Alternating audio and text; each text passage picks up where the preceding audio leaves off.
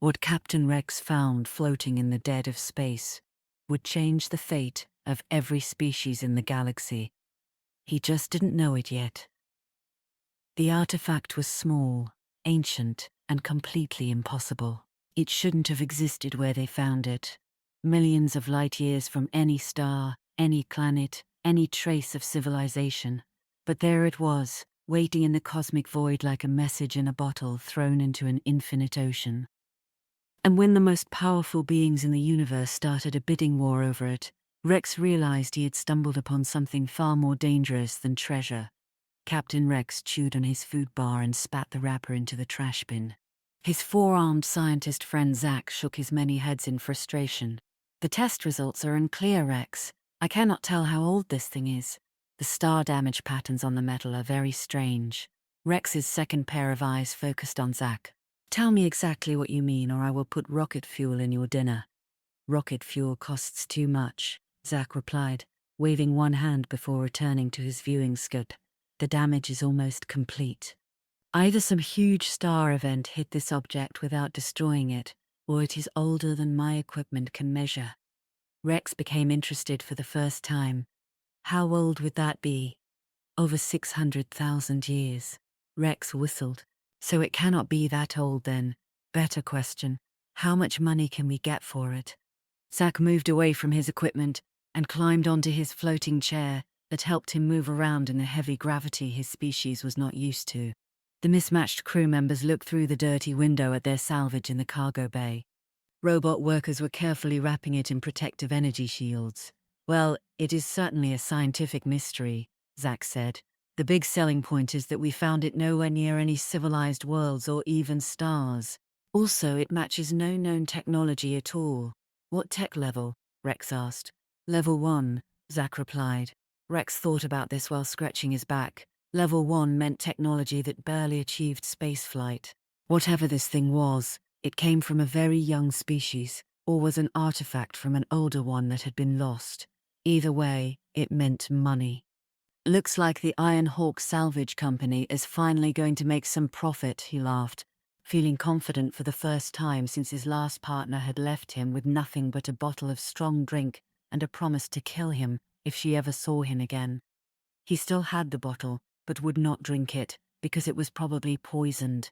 Come on, crew, we have an auction to set up, Rex told his pilot. Set course for the Nexus station. We have some rare salvage to sell. The Nexus station's response to Captain Rex's message about auctioning an unknown artifact he had found in empty space was met with waves of complaining.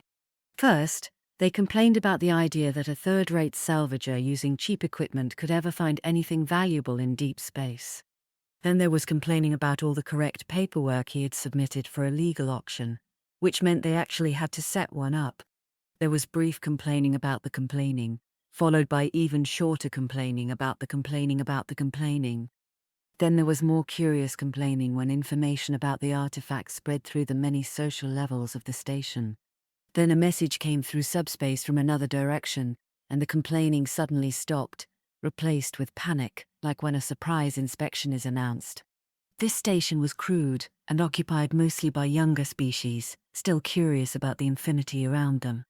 But not all species were young, and of the 12 elder species who had been exploring space when most other races were still learning which end of a club made more noise when hitting neighbors, there would be representatives of 4 of them at this auction. Within an hour the station was busy. Station cleaners moved items that had sat gathering dust for years. Politicians put on their fanciest clothes. In the end, little actually changed. The Iron Hawk, pride of Captain Rex, and flagship of his one-ship salvage company, docked at the station during this chaos, with very little attention.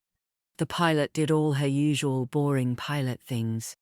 Rex complained about workers being careless with fuel lines. Soon the small crew was sitting in a station bar discussing their find.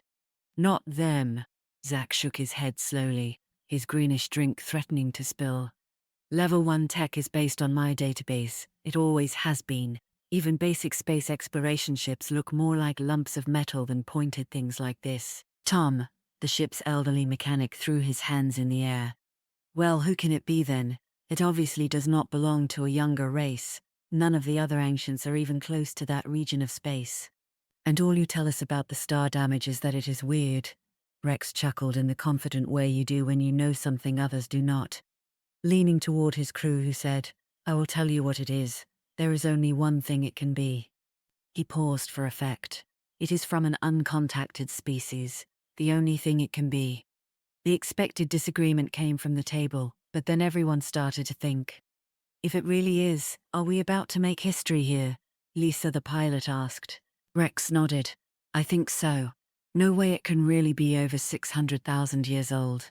Only a couple of the ancients were even around then, which means it is.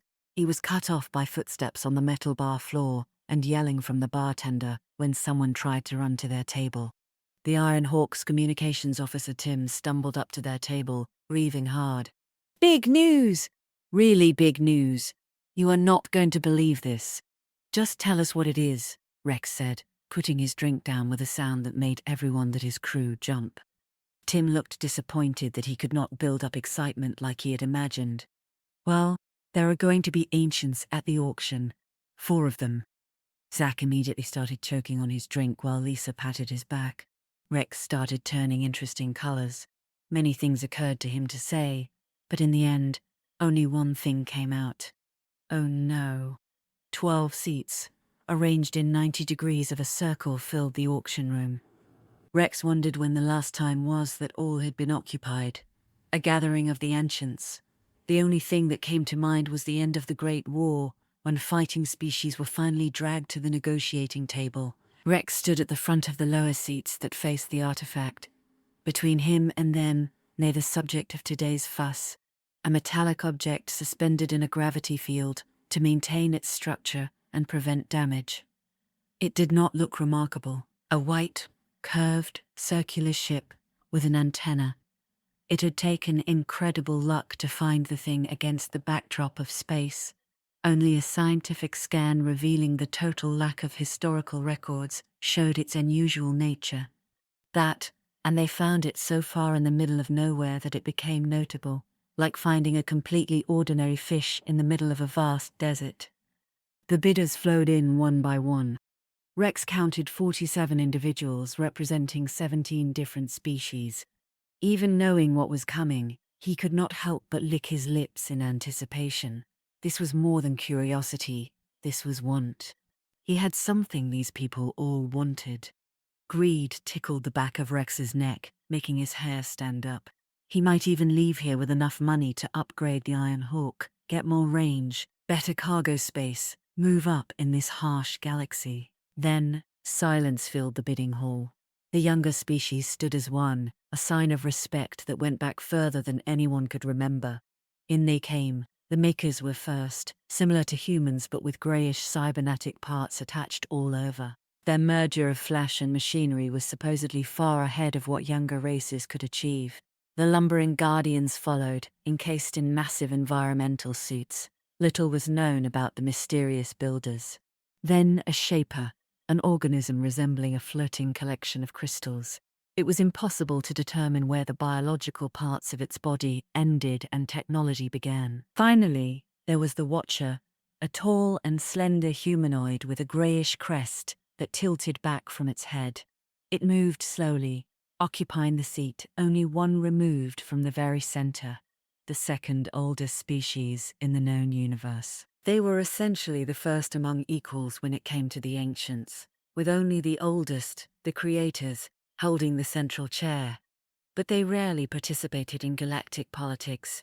Rex swallowed his nerves, and the bidding began. He had been hoping for around 80,000 Union credits. His eyes grew moist with emotion as the competing prices among the collection of scholars and scientists climbed above 150,000. The simple presence of the ancients was making the auction something more than a simple sale. There was an element here that he was unaware of. Maybe those bidding did not know what was going on either. This was the kind of profit that would take Rex 6 months to gather normally. He looked behind him at his crew, seeing equally hungry looks on the various faces of his mixed group. They were not all the same species, but in that moment they were unified. Bidding reached 190,000 credits and stalled. The auctioneer asked for any last takers, and gave the silence time to spread. But just before she could bring the hammer down, "I have a bid." It was the Guardian. The voice coming from the advanced translator unit betrayed nothing about the speaker. During the entire auction, the four ancients had done little but occupy their chairs and stare at the artifact. There was nothing to say that they were communicating, but Rex knew they were. The Guardian triggered a small mechanism on the side of its suit, causing a small compartment to slide out. It withdrew a small container from it, transparent with sealed ends. Within was a ship rendered in such perfect detail that you would be impressed unless you knew what it actually was. Then you would be really impressed. The Guardians were masters of compressing space, folding matter in ways that physics should prohibit. That was not a model of a ship. It was an actual ship. Galaxy-class container ship. Fully operational, the Guardian said, clearly trying to translate what the ship was called into galactic common. There was a very brief pause while the collected races processed the bid. Then, chaos broke loose. Rex and his crew stood in the middle of the semi-panic, gaping. A Galaxy-class ship was a Guardian design that used technology no young race could even understand, let alone recreate. A cargo hauler that could gather and move incredible quantities of material, was virtually indestructible, and like all Guardian ships could access folded space, tunneling through the universe much faster than the warp drives of younger races. Its value was beyond calculation.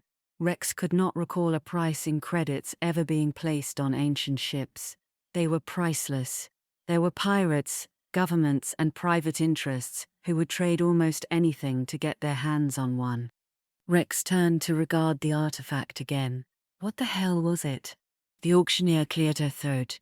Any counter-bait on the Galaxy-class asset? The silence that nobody really expected to be filled stretched on. The item is sold to the Guardian ambassador. In the wake of the auctioneer's declaration, chaos started up again. Witnesses and bidders pushed around, shouting across the room to make their opinions known about what had suddenly become a historic auction.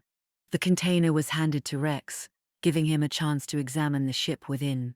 It was beautiful. Elegant curves and lines gathered to form a spear tip of captivating design. With the spatial compression technology on board, you could probably fit a large city within it. The Iron Hawk would be able to dock inside without even occupying one of the larger bays. Rex was now an incredibly rich man. He held the vessel like it was a newborn. Then a flash blinded the room. Rex was lucky enough to have his lower eyes closed, so he simply opened them, closing his upper ones to recover from the blinding light. That was why he was probably the first to see what just appeared in the room behind the central chair. Two golden figures standing close to 9 feet tall each. They were draped in silvery robes with no skin showing, just a reflective metallic sheen of something that was probably not metal at all. They wore step bones, bones, burdens, bones. Each carried a spear a little taller than they were, making a mirror image of one another. Rex knew what they were immediately. So would everyone else. Servants. The most powerful warriors in known existence. There was no tank, no combat suit, no heavily armored soldier that could compete. Each of these beings was a walking army. More importantly was what they represented, because the servants were only ever seen in the company of their creators. At the exact moment when everyone had recovered from the light just enough to be staring in shock at the sudden intruders, a second smaller burst of energy occurred, directly before the central seat. Never mind that teleportation technology was something even the ancients struggled to master. Never mind that they were in a shielded private room where precise teleports should have been utterly impossible. All of a sudden, the humble auction house of a backwater station was host to the eldest of the ancients, a species that was exploring the universe before any other had even evolved speech. A human female stood before the central chair and looked over the room. Like her bodyguards, there was nothing visible under her garments. She wore a flowing robe, white and grey, topped with a smooth oval helmet, featureless in front, with a pattern wrought in the rear. No limbs were visible. Whatever appendages she possessed were concealed beneath the robe. The moment she appeared, a wave of emotion washed over all present, pushing some weaker species to their knees. Discovery, Curiosity, excite the science of truth was divided. Rex knew he was experiencing the psychic overflow from the human. The other races were sensing fractions of what she felt, but it felt as though it came from within. The featureless faceplate of her helmet was directed downward at the energy field containing the artifact. She glided forward to the edge of the railing that separated her from it. Rex noted the clear gap between the hem of her robes and the floor. She had not once touched the ground since arriving. For a long moment, nobody spoke. Even the other ancients only stared. Her arrival was so incredibly unexpected that nobody had the slightest clue how to respond.